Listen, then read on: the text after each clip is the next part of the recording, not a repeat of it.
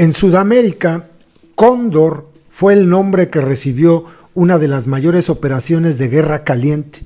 la cual contó con el respaldo del gobierno de los Estados Unidos para mantener en el poder a regímenes militares corruptos y despóticos en Argentina, Chile, Brasil, Paraguay y Bolivia durante los años 70. El 22 de agosto de 1978, un memorándum de la CIA llegó a las embajadas estadounidenses en los países sudamericanos.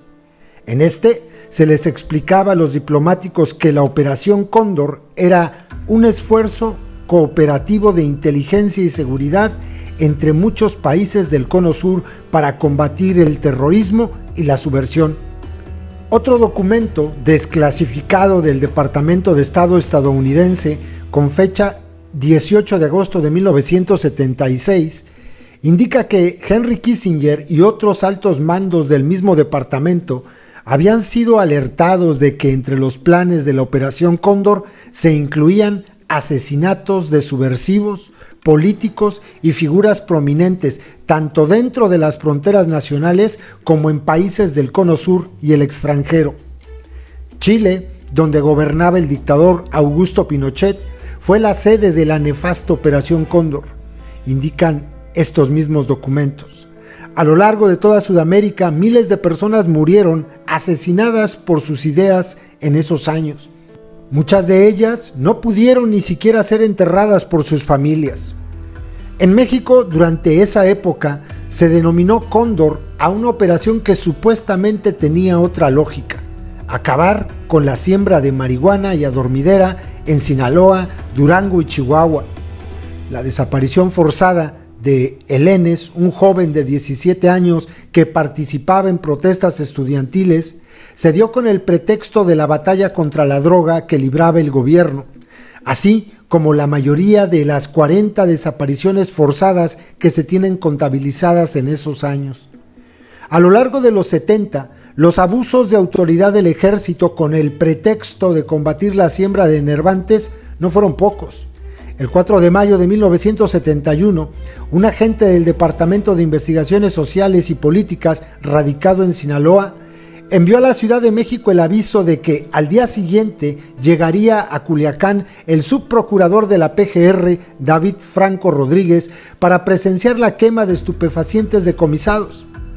El agente advertía que durante esta gira se esperaba que los diferentes grupos que han tomado como bandera los hechos acaecidos el día 8 del mes próximo pasado en el poblado de El Realito del municipio de Badiraguato traten de entrevistarlo para exigir justicia en torno a la matanza de civiles efectuada por el pelotón de soldados pertenecientes al 34 Batallón de Infantería dependiente de la 9ª Zona Militar.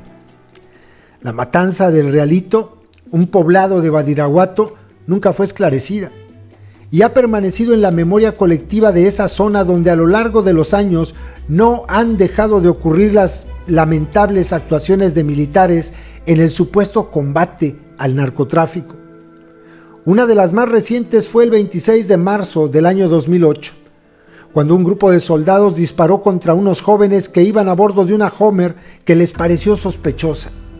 Aunque inicialmente el ejército manejó que este había sido un enfrentamiento, días después se comprobó que ninguno de los chicos llevaba armas y que se dirigían a una fiesta de 15 años.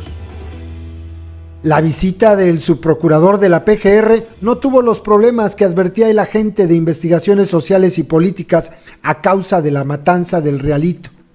Franco Rodríguez incluso presidió un acto ante otros campesinos sinaloenses a quienes explicó el peligro que representaba para los ejidatarios el dedicarse a la siembra de enervantes, señalando que, de acuerdo con la ley de la reforma agraria, estaban expuestos por ese motivo a perder el patrimonio que les había dado la revolución. Según el informe de ese día, el subprocurador pidió a los campesinos que denunciaran a todos aquellos que se dedicaran a la siembra de enervantes para que las parcelas que usufructuaban se les quitaran para entregárselas a auténticos ejidatarios que se dedicaran a la siembra de sus cultivos.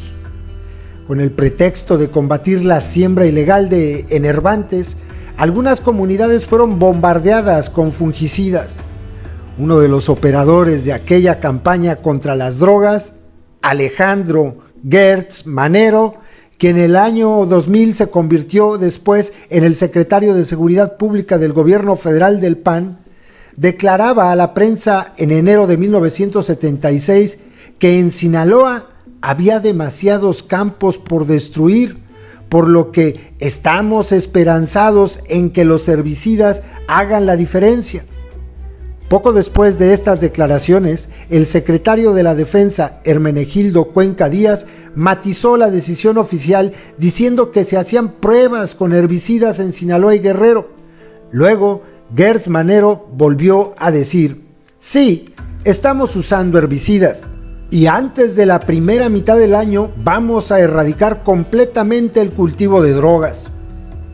Félix Galván López fue el secretario de la Defensa que lanzó la Operación Cóndor,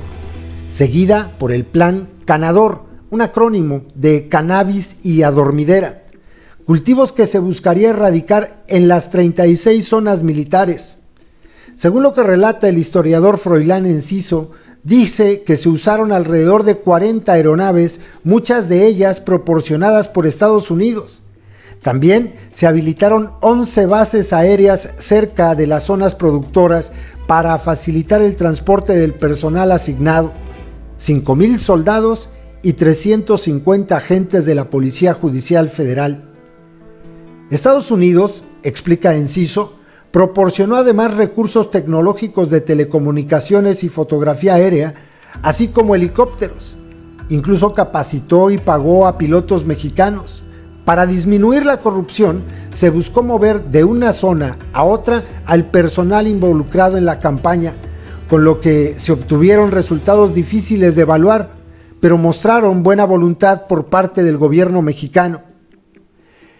En agosto de 1976, Gertz Manero presumía la aprehensión de cabezas del narcotráfico como Jorge Moreno Chauvet, Alberto Sicilia Falcón, Jorge Asaf, Salvador Chávez Nájera, María Luisa Beltrán Félix, Guillermo Rivera Beltrán y Jorge Favela Escobosa.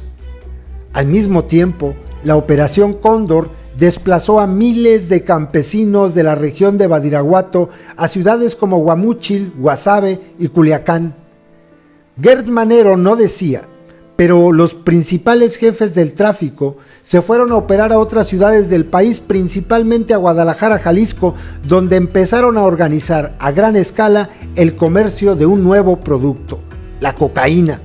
que ya para ese entonces comenzaba a ser altamente demandada en los Estados Unidos y la cual era proveída por las mafias colombianas asentadas en Medellín, donde Pablo Escobar iniciaba su larga cruzada en el mundo de las drogas, siempre teniendo a México, a través del hondureño Ramón Mata Ballesteros, como una base importante de operaciones a la par de algunos países caribeños. Ante matanzas como la del Realito, la persecución de campesinos por encima de los empresarios de la droga y una serie de violaciones a los derechos humanos cometidas en ese tiempo, la Operación Cóndor se convirtió en una experiencia traumática en muchos pueblos y ciudades de Sinaloa, donde por el contrario la industria del narcotráfico se incrementó. En Sinaloa hay quienes piensan que la cruzada emprendida por el gobierno de Felipe Calderón podría terminar siendo igual. Los gobiernos de Gustavo Díaz Ordaz, Luis Echeverría y José López Portillo, presionados por el gobierno de los Estados Unidos y marcados por la guerra sucia emprendida por sus órganos represivos en contra de los grupos guerrilleros que brotaron en el país luego de las matanzas de Tlatelolco en 1968 y el halconazo del 10 de junio de 1971, no tenían demasiado tiempo para solucionar de fondo el tráfico de drogas, que ya despuntaba de manera importante en Sinaloa. La Operación Cóndor, cuyo corte fascista es evidente a la distancia, confundió de forma perversa y estratégica para el Estado a guerrilleros o líderes sociales ajenos a las drogas con narcotraficantes. así como también a muchas personas inocentes que desaparecieron de manera forzada durante esos años y de los cuales aún no se sabe cuál fue su destino, como es el caso del joven Jorge Guillermo Elenes.